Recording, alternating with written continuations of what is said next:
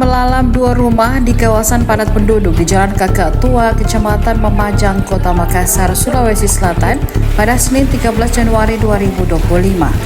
Kobaran api yang besar disertai asap tebal membuat panik warga setempat.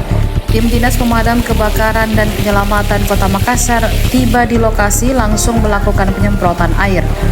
Dibantu warga, petugas Damkarmat tampak berusaha membatasi kobaran api agar tidak merambat ke rumah lain. Selama kurang lebih 30 menit, kobaran api pun berhasil dipadamkan melalui penyemprotan dari gang sempit. Nenek Jira Patandean mengaku melihat langsung detik-detik terjadinya kebakaran.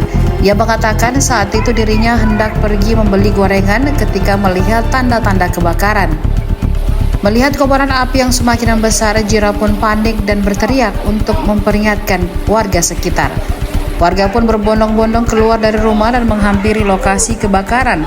Tidak sedikit dari mereka datang dan berusaha membantu memadamkan api menggunakan peralatan seadanya sebelum petugas damkar tiba.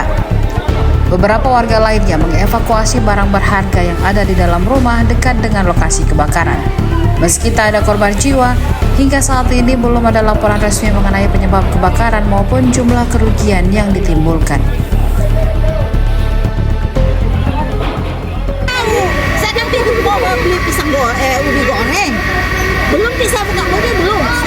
Ini kembali, kebakaran. Terus Tidak tahu asal mulanya.